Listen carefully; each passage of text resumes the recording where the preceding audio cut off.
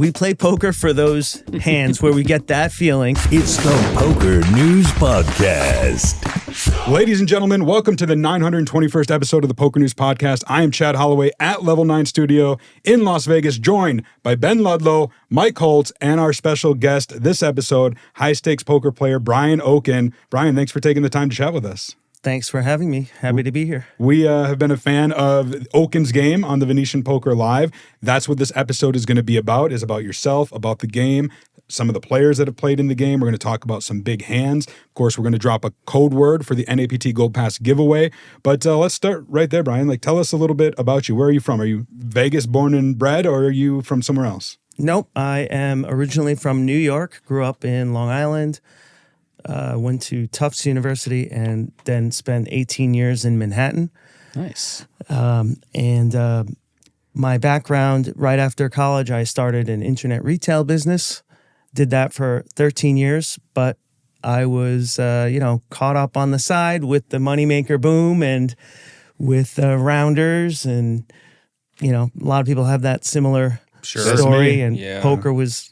Is that you guys too? I don't even know if I ever asked. Yeah. Actually, I'm curious. Did you play much poker in Manhattan? I did. Okay, cool. Because I wonder if we played some of the same. I was there for 5 years working in New York. Really? And got very into, well, there was a couple games I played, but they're all, around Penn Which Station. ones? And this. Oh, okay. I don't want to, I don't want to. Shout out to my boys on 36th and Park Avenue. Got it. But I played some 5-5, 10 PLO rotation stuff. And those are, I've never had, and it's funny, it's interesting because I'm sure we're going to talk about your game where there's so many great characters. That was my first introduction to truly wild characters in poker, where it was someone rolls in, he's like, yeah, I'm a chef, and just open pots all in, loses 3K, and just all right, guys, I'll see you next week. Right, yeah. It's this shit happens. What's going on? Yeah, I have some crazy experiences and stories in the New York underground poker scene. Nice. I played in Molly's game. Oh, wow. As well Wow, at some point. That was towards the end. Definitely didn't play in Molly's game. But not me. It's a heck of a story to be able to tell. Yeah. It's funny, I've been all over the world, but I've never been to New York City. Oh, wow. Yeah, I know, it's wild. We got to get Chad to the big city. Wow. Yeah. Yeah. He's waiting for the Dolphins to play the Jets at home. That's fair, yeah. Yeah, they might actually Jets get another don't win. usually do that well. That's right? Which is technically in New Jersey, is it not? It is in New Jersey, yeah. So how did you learn poker? You said the boom, moneymaker, but did you start with some home games? Did you start playing online? What was the origin like? Definitely did not play online. I'm not one of those guys that started out, I deposited $50 online and ran it up. No, never did anything of that sort. I was playing with some friends of mine. Well, actually, we were hanging out, and one day somebody decided, we should play poker. So we started playing these games. I had never, maybe when I was a kid, we had the wild games. Well, yes, correct. We played King Little and I'm trying to think what these Guts and Iron Cross. These are whoa. Okay. Yeah. You're going deep in the bag. Right. Whoa. And it was a dealer's choice game. So somebody would pick stud, somebody would pick Iron Cross, whatever. Great. Sure. And it was wild Midnight cards. baseball. Yeah, exactly. So at some point, I was having fun doing that, once a month or something like that. And somebody took me to this underground club in Manhattan called PlayStation, which was on 14th and 5th. And it was sort of like Rounders, where you had to knock on the door, and then they would let you in one door, but not the next door. Right. And then they check you out, make sure there's nobody with you. I also found that the lower the stakes the game, the harder it was. There was more doors and passwords and stuff. Right. I wanted to play 1, 2, and it was what's the password? All right, go up this elevator. Make sure you bring your magic beans or whatever. But totally, it is very much like that though. In the Rounders, does a good job of sort of creating that aesthetic and that feel of these weird underground games. And of course, there are all these spots in Manhattan, you're walking around and you're wondering, I wonder what goes on in these apartments. It's poker games. Yeah, exactly. I don't know who lives here. No one lives there. It's just poker games. Yeah. So I was playing I started playing in that game. And actually, the first game that I ever played was 4-8 Limit Hold'em in that exciting environment. Yeah. So it's an exciting game. I didn't know the difference between all the games at that point. I was just okay. Nobody's folding. Everyone's just, Yeah. I'm like, this is not that much strategy. I don't know what to do. And I saw in the other corner, they were playing this game called 1-2 No Limit Hold'em. Oh, shit. And after 2 sessions of the limit game, I went back and I tried the Hold'em game and I shoved all in one time and they folded. And I was like, oh, wait a second. Okay. There's, right. That was the aha. Like, wow. Okay. Yeah. You can do some things in this game. So I like this no limit thing. So that's sort of how I. So when did you move from New York? 'Cause are you in Vegas now? Are you in LA? I am. Yeah. So when did you make the move from Manhattan or out of Manhattan? And was that to Vegas? So I sold my business in 2012, and I was thinking about starting another business, and I started playing some more poker, which I had been gradually playing more and more of, even during the time that I owned my business. And I took this trip with my ex-girlfriend to her parents' house, and on the way we stopped at Foxwoods, and we both played. And I was like teaching her. I love Fox. Yeah, I was teaching her in the car. Okay, ace jack, shove all in, whatever, do Yeah, this, yeah, whatever. sure. And we both won. I Pretty think sick. at that point, having played the 5-10 game there, I don't know, I was just more excited about it, and I started playing more and more. So anyway, I was still supposed to be starting this other business, but now I started playing more and more poker, and Molly's game at some point, actually, no, okay, I'm getting my story mixed up there. But at some point, I started playing higher and higher, and I ended up playing her game, and I also played this guy. In the movie, they called him Teddy Ching. Oh yeah, I was playing his game, and Teddy Ching's game. right? Yeah, I remember hearing. And so good these poker games name. were like really high end. The experience was totally different from those underground games. Totally, yeah. And I guess these are underground games, but they're not. They were like one table, Sure. really Yeah. exclusive, high end, like really hot women, and Yeah, like yeah. Sure, yeah. It no longer feels like Rounders. It feels like an elevated experience. It It feels was- like if I was playing at the Wynn in a private room, this is what it should feel like. But it's in New York, exactly. Rounders to James Bond, basically. Yeah, To exactly. James There you go. Bond, Yeah. yes. We say like Rounders gave us an inside look at the New York Underground games. How did you feel about Molly's game, the movie, in terms of like how it might relate to your experience? Like, did you think the movie was good? I thought the movie was great, and it did portray a lot of accurate things. In the movie, the game was bigger than the one that she had in New York that I played in. Yeah. But no, I thought it was I knew Sorkin was depicted- full of shit. They weren't playing 500 a thousand. Yeah. Maybe they were. Maybe just, they were. you know, You never different know. That's game, true. you That's know true. what I'm That's true. Yeah, so there were some crazy games, but all of those games were about the experience and just the high end nature of it. Yeah. And so I know later we're going to talk about my game in Vegas, and I sort of come from that background where I want to give people that really high end experience when they walk into the game. I want them to feel special, and that's where I got that idea from. Was from those. It's great. Oh, Those pretty games. cool. Yeah. So anyway, at some point, I was going to be starting this new business, and I just kept having a great time playing poker. I started to win a bit, and I just got distracted. So anyway, at some point, I ended up running a game for like 2 years in Manhattan, had some adventures there, and decided at some point, maybe I should... Actually, I had broken up with a girlfriend at that time, and just things in my life were just sort of She in wasn't flux. winning enough at 1-2 at Foxwoods. Exactly. right. Yeah. So at some point I said, I want to try the West Coast. And I took a trip to California. I spent 2 weeks in California. I was going to check out LA and then check out Vegas and see what I thought. So for 2 weeks I was in LA, played some poker, checked out the scene, then went to Vegas, and somehow I just never left. Yeah. And, Story as old as time. That's a common story. Yeah. I came to Vegas for 2 weeks, and 7 years later, here we are. You know, Right, it's, that was 10 years ago. Yeah, exactly. There you go. I want to kind of two-part question I'll ask you here is I'm guessing, was this around like 2017, or you must have been in Vegas in 2017, because I was looking at your Hendon Mob, which is of course tournaments, and it seemed like you played a lot in 2017, a lot of tournaments, and then after that it trickled off. So I was kind of just wondering about your tournament experience, but now it seems primarily cash game, and what that was like in your career. So I really do enjoy tournaments, but it's, I think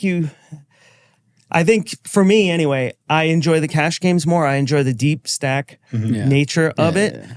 But when I have played a few tournaments here and there and made some runs, which I haven't made that many deep runs, but I have made a few, it does feel amazing. It feels exciting. But I don't know. For some reason, I've just always gravitated more towards that deep stack nature of the cash games. And you were talking about the elevated experience that you're looking for and kind of looking to create in your games. And I feel like you get some of that at places in Vegas and the Wynn and Venetian, et cetera, but it's hard to replicate that feeling. If that's the experience you're trying to get, like it just, unless you go to Triton, it's hard to kind of create that sort of like extremely elevated experience for a tournament that you can create the environment in a cash game, et cetera. So yeah, that's a good point too. Yeah. Well, let's talk. How did the game, Okin's game, come about with Venetian Poker Live? Now, I'm good friends with Tommy over at the Venetian. I know Joey was kind of an ambassador for them for a while, Joey Ingram. And of course, they've got the new poker room, which is fantastic. How did it come about that you kind of have your own game there? So I had been playing in a private game at the Bellagio for about 5 years or so. And there's a lot of drama in private games. Who gets the seats and, how does that all work? And there was a lot of drama between me and some of the game runners and some of the players. So at some point they said, I don't have a seat anymore. Oh, yeah, sure. So, at some point, at that point, I decided, okay, well, I had been talking about or thinking about, like once a year, I would think about, okay, maybe I should start my own game instead of playing in this other game. But, okay, I have a seat, whatever, let me just, it's too much work, too risky, whatever. So they sort of forced my hand at that point. And I was like, all right, well, I've been wanting to do this for a long time anyway. Now's the time. So I met with some of the various poker room managers at some of the other casinos. And I met with Tommy. I had known Tommy a little bit, but not too much. And anyway, we had a great meeting. He was starting this Venetian Poker Live streamed games. He was focused more on tournaments. And I said, you know what? Maybe I think this could be great for a cash game. And we started talking about that. So that's really how that came about. I mean, it's one of the most fun games that they stream, in my opinion. Like, I've been watching it quite a bit. There's a list of characters there, like that you bring on board. That's really key. The characters are really the show. And so, how do you find these guys? Do they come reach out to you, say, "Hey, I want to play"? Or are these guys that you've known from, your playing days, or how do you get these lineups?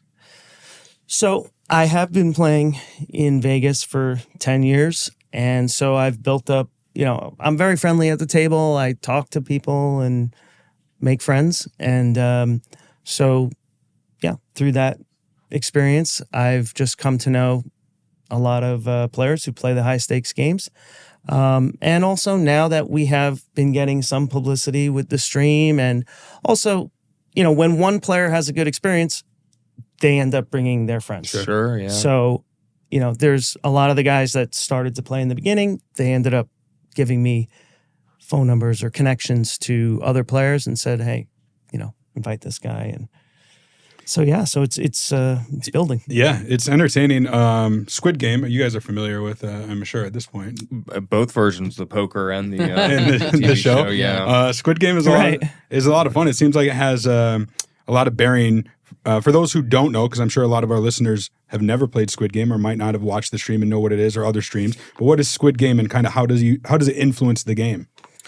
So in short, it creates tons of action. So at some point in, 10 years ago, No Limit was the game, but gradually PLO started to become more popular. A lot of the action players really love the action of PLO. You get to really get in there. Equities run closer.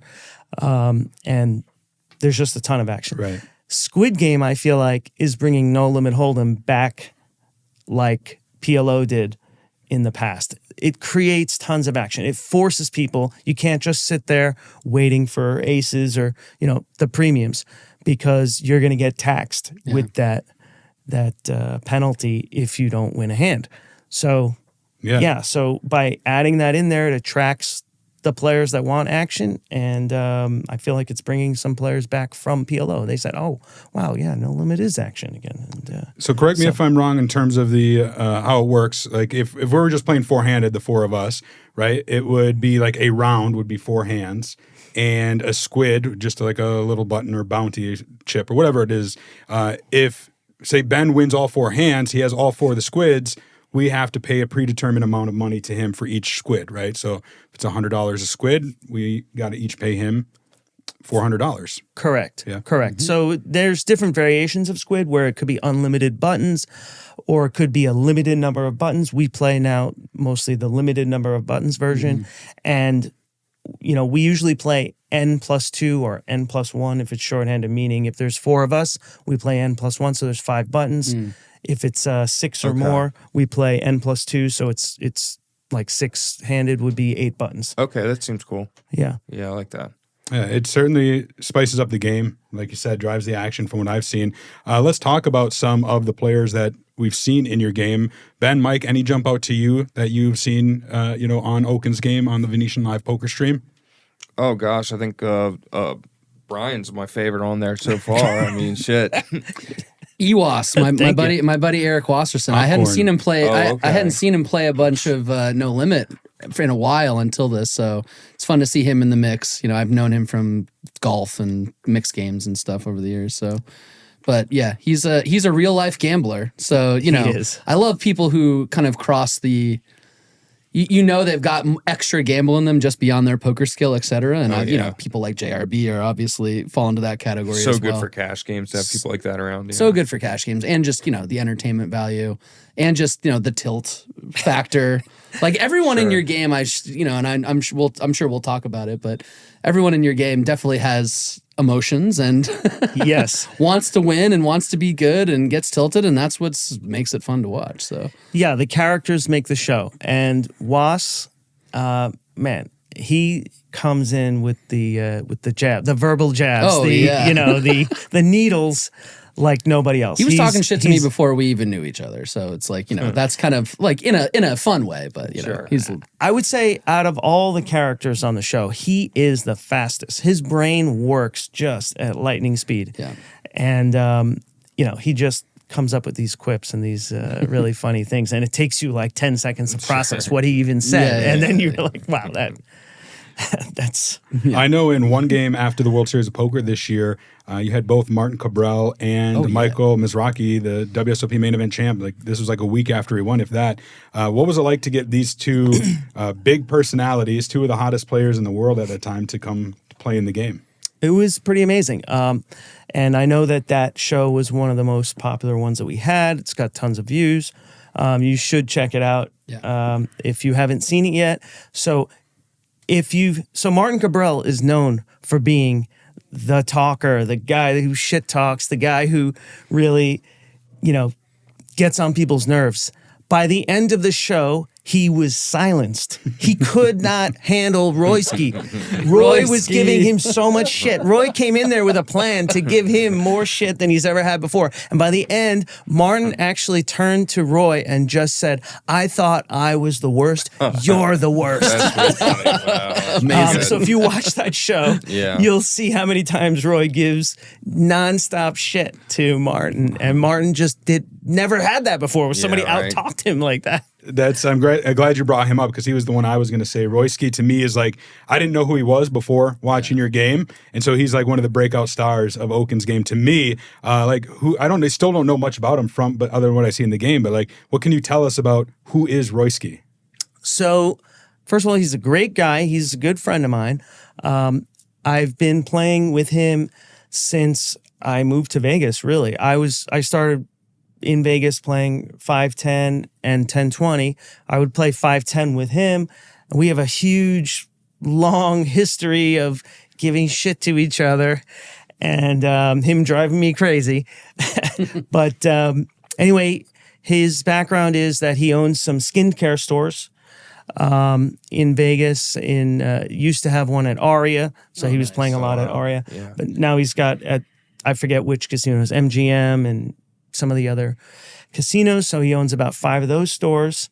And, he loves to gamble, loves to bring jokes and humor to the table. So, he definitely never locks it up and plays all night. And, he's fun to play with. So, and he's fun to watch. So. If you've never seen him, like you said, check out that stream. All these streams are on YouTube. You can go back and watch them. A couple other players that have played in your game that the poker audience might recognize. JRB, John Robert Belland, one of my favorite Survivor players, season 15, China. Shout out to Brandon Steven, Michael Mizrachi I mentioned, Matt Berkey jumped in a game. Yep. But then you also mix in what I would say, I don't know if they're recreational players per se, but they're players we're not familiar with in the larger poker landscape, right? These might be guys who are playing underground games or might just be businessmen. And I think it's just such a good mix that you put together.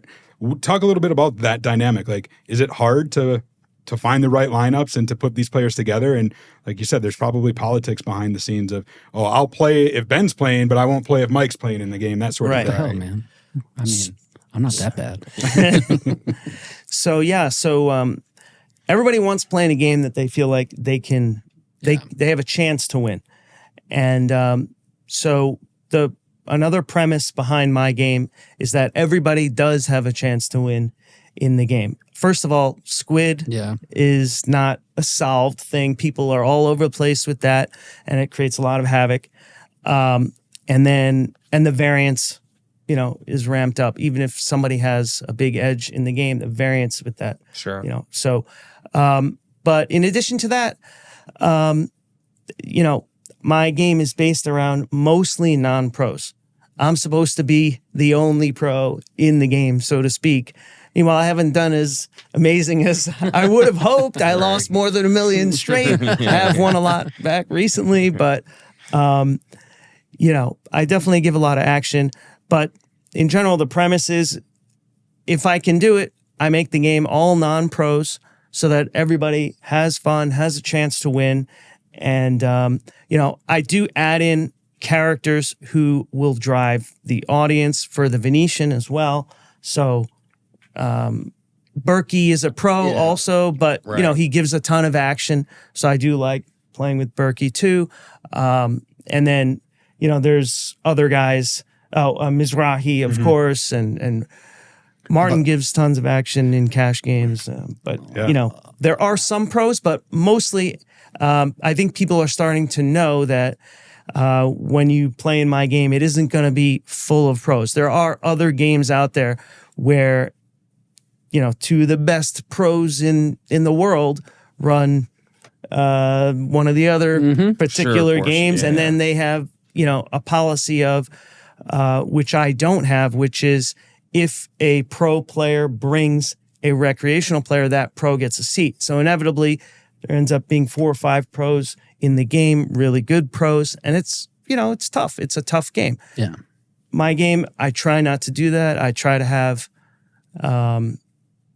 these lineups that are filled with these non-pro characters. And now that they have seen that in the last few months, I've seen more and more people reach out to me and say, hey, when are you having a good game? I want to play. And so I've also been scheduling these like once a month, 2 to 3 day games where people will fly in specifically and we'll film all that as well. That's pretty cool.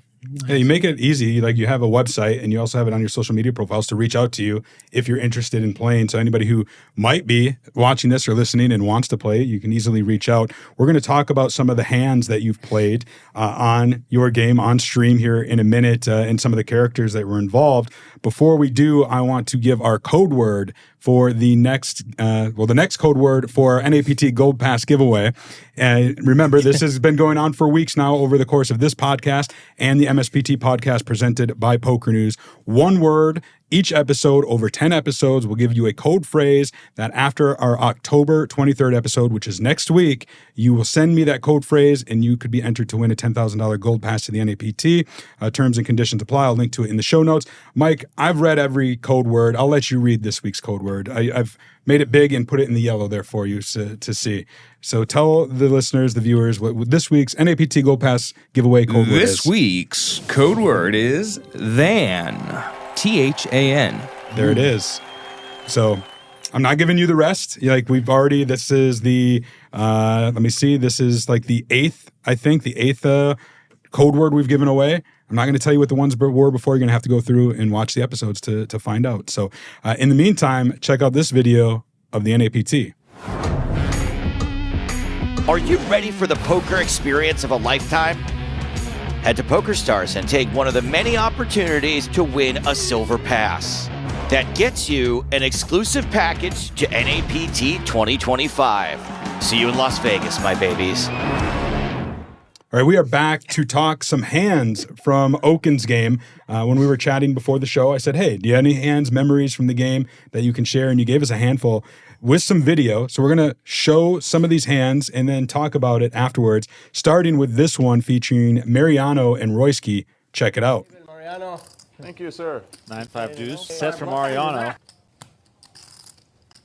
Mariano's playing 125K plus. He comes in with a raise, and Royski gonna try to peel one off, hoping for an ace, king, or diamond, but none of those are gonna give him a victory. Turn card, 8 of diamonds. Diamond, the only card that actually gives him a chance to win. Mariano gonna keep betting. And Royski's kind of debating how he wants to proceed here, because he does have the ace of diamonds. Wow. Royski makes the call. Nope, he clicks it. Oh, 13K, opening up Pandora's box here potentially. Yeah. Northern, second minute. Mariano calls, 46,000 in the middle. Royski does have 18%, but he needs to find a diamond. There's a 7 on the river. No diamond out there for Royski. Mariano with the best of it here. Was probably pretty eager to let Royski do the betting here. Wow! And Royski moves all in for 32,000, and the story he's telling here is one of strength. But Mariano with a good bluff catcher. Fives with the 5 of diamonds. And we could go back to that small bet on the turn where he bet 6K into 20K. He gets clicked to 13K by Royski. I don't think we're going to see Mariano fold that regularly here, but what's his opinion on Royski in this line? Mariano deep in thought here. Wow! He does fold and it works. The bluff of the night. Royski gets it done. What an incredible move, and Mariano folds the winner. All right, so there you have it. Mariano letting go of those pocket fives. I want to start with you before I ask these guys, like, what do you think of that hand? It was your game. Did you know when it happened, like he folded pocket fives? Was this something you learned after the fact? No, I think I didn't know until afterwards. Yeah,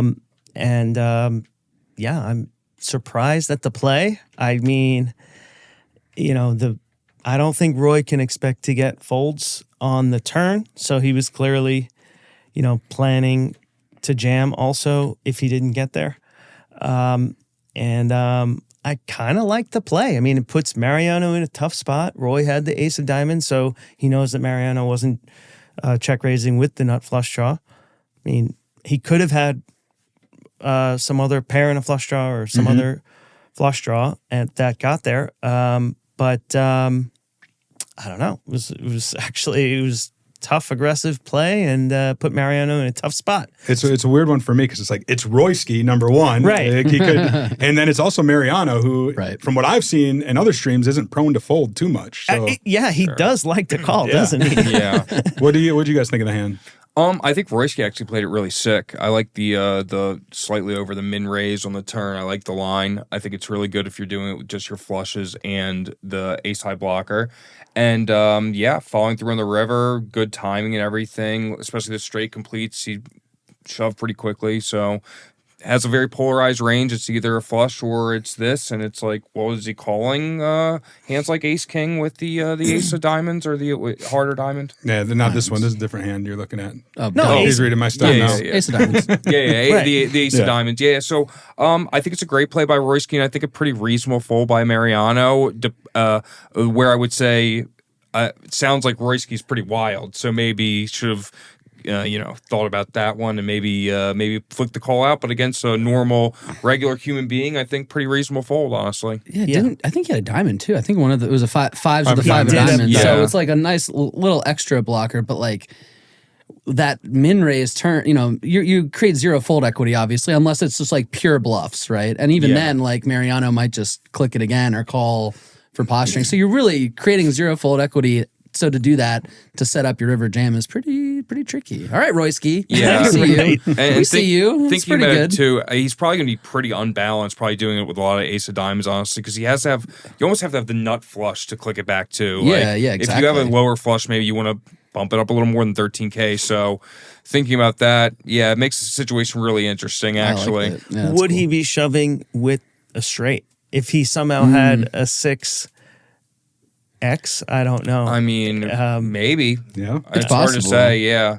I think maybe not. Yeah, I'm not really sure if he. Yeah. I don't Right. think he Well, would be, but I think don't maybe know. he Could have would be, sixes, I but guess. it's hard to get there with Right. the 6. You know what I Yeah, mean? yeah. I think it would be hard to get. I have to The see play pre-flop doesn't work as action, well too if you have something like sixes and it's like a weird kind of spot. You're given the fact that Mariano's pretty uncapped, like Sure. to click it there with just a 6 or Right. sixes or something kind of.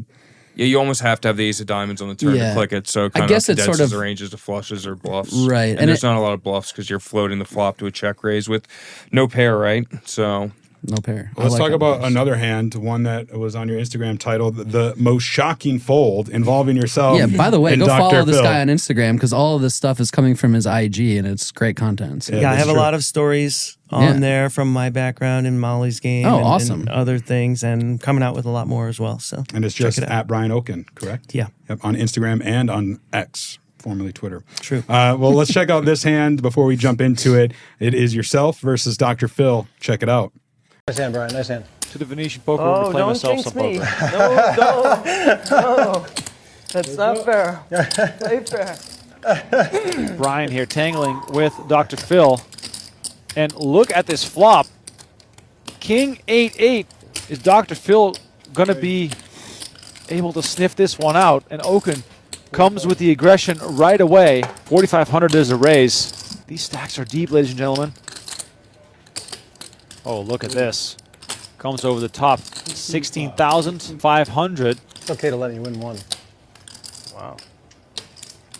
And the speech.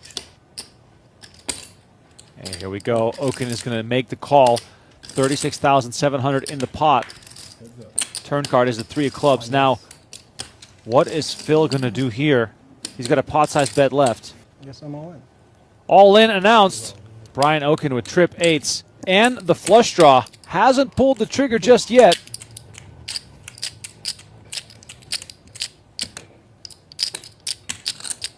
Phil, one of the more conservative players so far tonight.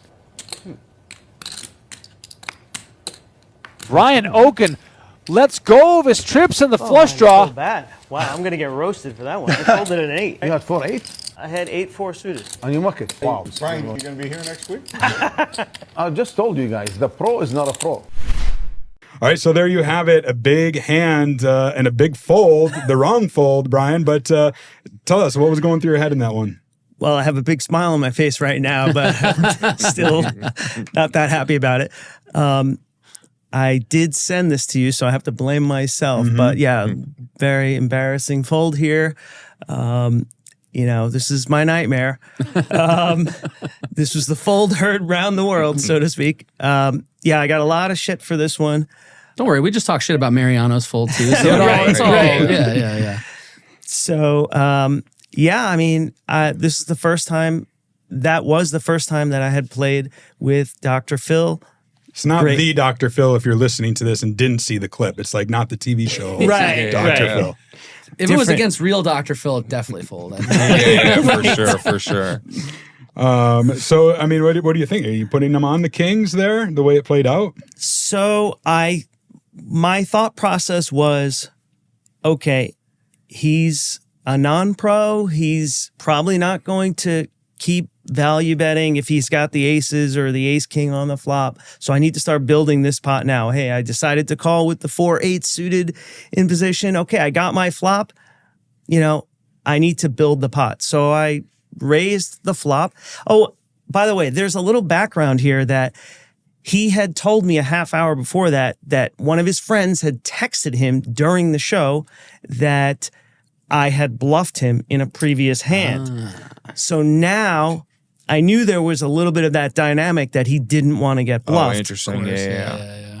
So this sort of confused things a little bit on my end. So anyway, when I raised that flop, there's no flush draw. There really are no draws on there. It's king 8-8 rainbow. He bets 1,500. It's not really a standard raise, but I just thought that he wouldn't be value betting enough. I needed to really build that pot now, and the previous action where I had bluffed him. So anyway, I raised to 4,500 expecting him to call, and now all of a sudden he's putting in 16,000. Nightmare. And I don't think he's usually played this big, and I'm pretty sure that that's the biggest amount of money that he's ever put into a pot in his life. And I'm thinking, wow, okay, what did I just step into? Would he really be doing this with ace king, or what hands would he be doing this with? And I thought, well, maybe he thinks I have an 8 and he's got kings, but a lot of people are giving me shit for that he would never raise with the kings. Would he be doing this with aces? I don't know, but I figured my instinct was to fold right then. Yeah. But I said, you know what? Let me call so he knows I have an 8. Because why would I raise the flop and then call? Right. What else could you possibly have? Yeah. That's what I'm thinking. Unless you're like slow playing kings yourself. Right. So now that I call the 16K, everybody knows I have an 8. And then the turn comes and he shoves all in. And I'm thinking, all right, well, he knows I have an 8. I have the worst 8 I can have. I mean, I'm barely playing 8-4 suited. I mean, I'm not playing 8-3 suited. The problem is I did pick up a flush draw. Yeah.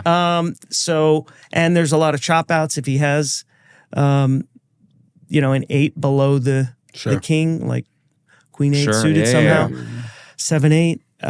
Anyway, I just thought there's no way that he's bluffing. I was a little bit scared he might have aces. I didn't think he would even have ace king there. Yeah. Anyway, I folded pretty quickly, I think, and I was shown the bad news. He wasn't bluffing. He had ace king and just sort of went with it. When I watched his hand originally, like because it blew up on Twitter or whatever, my first instinct was I would have folded too. Like, really? Yeah, no, you're 100%. the only one. You and I. Because this is like I thought from my perspective, I'm watching this. I'm like, this guy he doesn't think he's bluffing. He thinks he has the best hand. Yes. Right. He 100% thinks he has the best hand. He hit you with the I guess I'm all in. Exactly. He did that too. Motherfucker. I was going to say there's some serious speech play. The speech play really got me as well. I guess I'm all in. I think it would be crazy to call, honestly. When I watched the hand, I was like, dude, he literally said the immortal nut word. You know what I mean? Like, I guess that's all. I've never seen anyone do that and not have the nuts. So this is like, I think it just happened. I forgot about that. Yeah. I think it's a situation, honestly, where in my mind it was like, you made a good read, and there's levels to it. And he might have been on level 2, and you were on level 8. You know what I mean? You're just like maybe. I guess. I think it's also just one of those you're either way ahead or way behind spots where it's like, if he bluffs you there, he deserves it. It's like, you know what? If you bluff me off this hand, and it's like truly just nothing, I would have been less shocked to see like a complete airball than I would have ace king. Of course, yeah. But I mean, it seemed when I watched it, I was like, in my experience, this guy looks like he has value. Like if I was Brian, I'd be thinking to myself, that guy's got it. That's really what I was thinking. Like I told him already, he's reading the language of poker, right? I raised the flop and he re-raised and I still called. Yeah. So that means I have an 8, right? Right. Yeah, no. I would think so. Yeah, no, I get it. Trust me. I really do get it. Right. Like, yeah. But- You did lose that one, but the next one we're going to talk about was one that you won, and it was a big one. $320,000 pot, perhaps my favorite hand that's ever come out of Okin's game. Check it out. Okay, let's go. And Okin gonna flop the best of it. Got Julian near dead here. This is a battle that's been brewing. I do feel like in this game, there's a lot of sort of personal battles going on.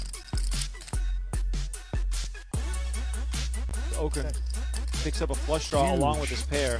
This improves Julian to some kind of equity. He's Right. gonna double barrel this. 4 of diamonds would be juicy. Oh my God! 4 of diamonds! I called it! Oh my God, what are we about to see here? The backdoor flush comes in. Did he just verbally announce? 35,000 into 46. Now on Okin. Jam is basically the best play. He moves all in. Julian- Julian has a real hand. That's Yeah. the insane part. He's got a bluff catcher and he's got a straight. Oh my god. Oh my God, he does make the call. And that's the biggest pot of the night. 320,000. Just because I have this free. If I don't have this free, I suppose. Fantastic thing. I was gonna tell you whether it was a bluff or not. Even if it was a bluff, it was fantastic. What an unbelievable Wow. hand we just saw. Right, so there you have it, Julian Martini losing a huge pot. I don't know if this is the largest pot that's come out of the Okin's game on Venetian Poker Live or not. I think John Isaac won the largest. Did he? pot. Okay, but this Okay, one this was like certainly huge and the biggest of the night. 320K. You got the better of Julian Martini. Runner, wheel for him. Runner, nut, diamonds for you. Like, what was going through your head in that hand, especially on the river when, he bets and you jam all in over the top? What do we play poker for? We play poker for those hands where we get that feeling where you river the nuts and it's not even an obvious nuts. It's a backdoor nut flush. The pot is already bloated and he's betting the river. And now I'm just sitting there with the nuts thinking about how much I need to raise. Yeah. And What he was thinking is, I'm rich. That's what he was thinking, Chad. it's an amazing feeling. Yeah.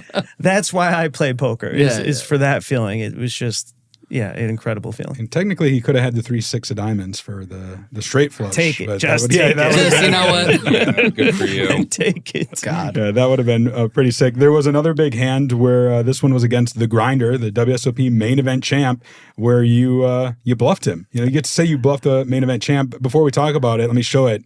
Check it out. All night, I play so fucking hard. Let's do investigation for 300 when there is half a million on the table. That is fun. I really enjoy. Grinder 210s. This is what happens in private games, and Kabrhel's just kind of adding excitement to it. And look at this, the limp re-raise from Okin. I don't think this is going to work. Well, the biggest question is, how does Grinder want to proceed, period?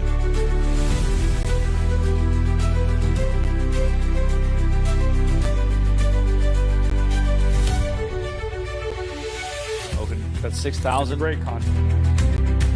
76% equity can still get outran here by a king or queen or get bluffed off his hand potentially.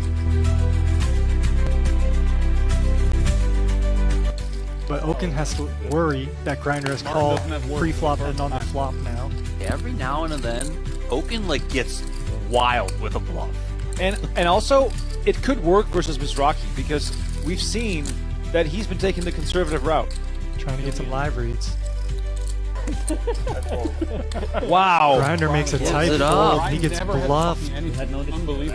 This is what you're doing to the world champ? All right, so there you have it. This is the game we talked about earlier with Martin Kabrhel, the Grinder. You bluff him off his pocket tens on the 5-4-5 deuce board. I was shocked when I saw this in real time, but you got it through.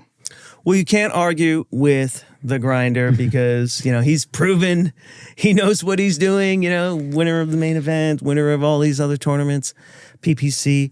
And I know him. I have known him for a long time. And I know he wins a lot in cash games too. So, not really going to critique his play. But I think that my play was a polarized play. I limp raised. So I'm repping, a big pair. and tens is in that context not really a big pair. So when I keep barreling, it puts him in a tough spot. I still had outs. I like the play, and Look, Grinder doesn't like to fold. So Right. if you know that, and he knows that you know that he doesn't like to fold, and then you do exactly what you said and kind of rep this polarized range of like, well, it's probably mostly over pairs. You just feel like you're in no man's land with tens, like what, river 8, and you're going to call a jam? So it's like, you understand his folds, but the dynamic you create there. Nice job. Right. This next hand was, when you sent these to me, I really enjoyed this one the most because I didn't see it when it happened in real time, and I didn't know what the bobblehead was all about. And, I was like, ooh, what's the Okin bobblehead? I want to see that. Here's what we're talking about. Check it out. That might be the most insulting all-in I've ever seen in my entire life. Oh, Wow. Okin jams. Oh my God. I mean, the hand is supposed to be a call, but I don't know if I can take you bobbleheading. I have to call, but I think there's a chance you might have me be, small chance. tell the audience your thought process. My thought process is the bobblehead is coming as soon as you show me the best hands. That's my thought process, and I can't bear it, even though everybody's screaming at me that I have to call except that they see your hands. What is the bobblehead? Your bobblehead, that's the cocky Okin. I'm the smartest motherfucker at the table. Here it comes, watch. I went too thin, I think. JRB. No bobble. There's no bobble. Let's see the Jean Robert shuffle. The Jean Robert shuffle.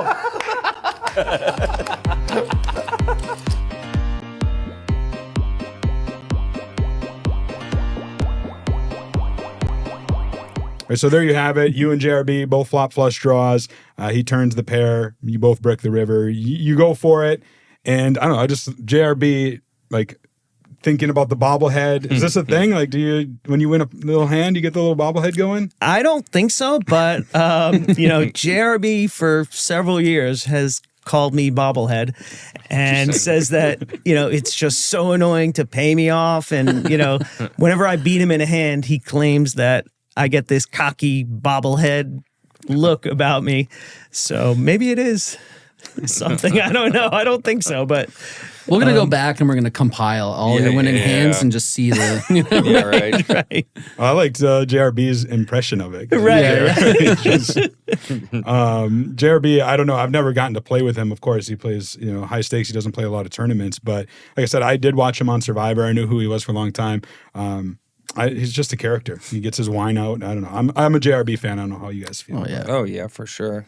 Let's talk about the next hand. This one was a more recent hand where you had 7-4 offsuit and somehow bluffed off 52K on the river into the nuts. Check it out. So it is still squid on. And oh baby, the Doc show continues. Let's see if Doc comes with a speech and a raise. I'd like to see a speech here. He has the nuts, folks.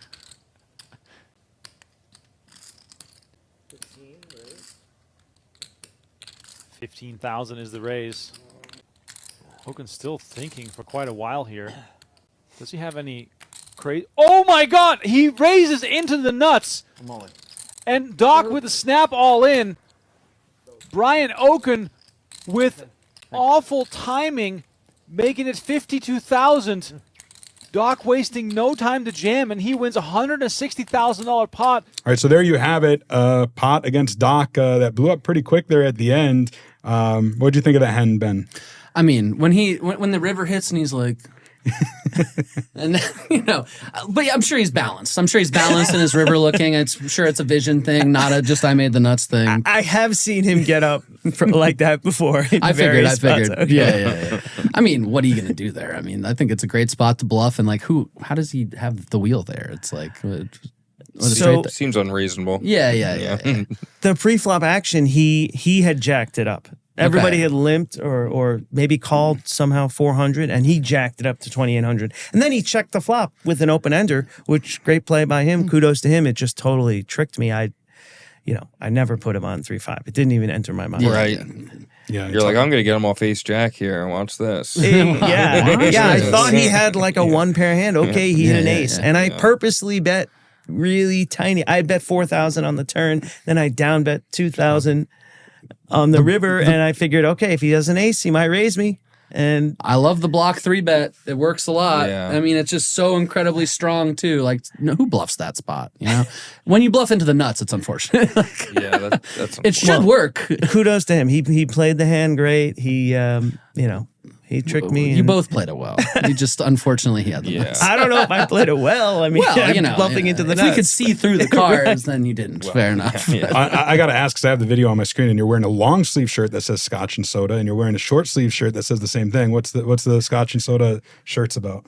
Oh, no, I just like the brand. It's a brand. Okay, it's a brand? I didn't know. I like the drink. Yeah. I knew where you were going. It's like, what's your favorite Scotch? right. Right. No, it's a brand. You still have that bottle of Scotch I bought you when you won your bracelet in 2011? I probably do. I have a nice full bar. Which bracelet did you win? That was the event number 1, the casino employees event. It was the low-hanging fruit of the WSOP 2013, back then. sorry. 2013, yeah. And but since then, they've had lower buy-in tournaments and whatnot. So, yeah, I don't know.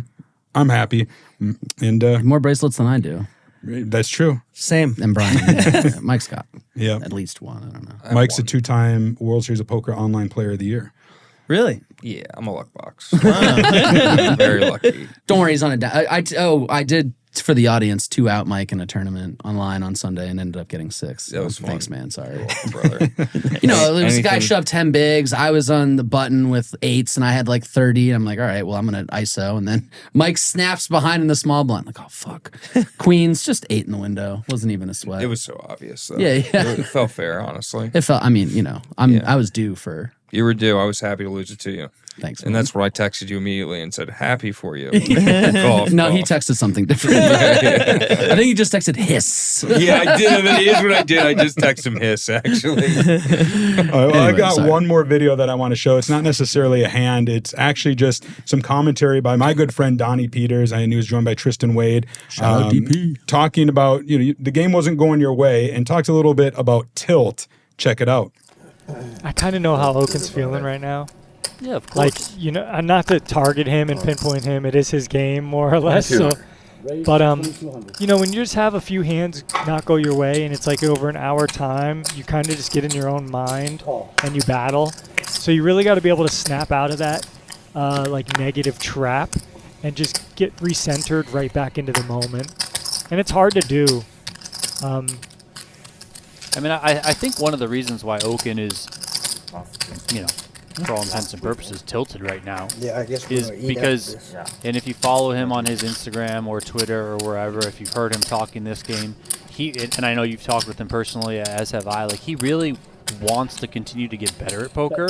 So when you think you screwed up, that just eats at you. I feel the same way. I know you feel the same way. When you just think you messed something up, it can just eat at you and eat at you and eat at you, and you can be like, why did I do that? Why did I do that? I know better. I should have done this. I should have done that. But I did this stupid thing, and I should have done this other thing. Like, so that is just like it's the competitiveness in you that is ultimately eating at you. Well said. It's exactly what it is. It's not the money. It's not people talking shit to him. It's literally what you just explained. It's the Kaizen kind of mentality of I just want to keep getting better. I want to do better. And how I feel right now is a result of what I did. Yeah, Had I done something different, it'd be different. I've watched many of his stories on Instagram where he's talking about how he lost in a session, but he just wants to continue to get better. He wants to become a winning player and dominate these games, and this game specifically. So that can just it can hurt you. We're all human at the end of the day. Nice flop, nice game. Beautiful. All right, so there you have it. It I don't know. It seemed Donnie was right on point. Tristan, tilt is a funny thing, and it was clear looking at you that you weren't having a good time. Yeah, I try not to get too emotional, but I do tend to wear my emotions on my sleeve, so to speak. Poker's an emotional game. Mm-hmm. Everybody has their tilt button issues, so to speak. And for me, it's when I think that I made a mistake or possibly made a mistake, I get upset. I'm hard on myself, I guess. And it's less about, okay, if I get bad beat, I'm used to that. And yeah, it bothers me if it's a lot of money, but the real thing is when I know that I should have done something else. And, why did I make that mistake? I keep making the same mistake over and over. I keep telling myself this or that. And,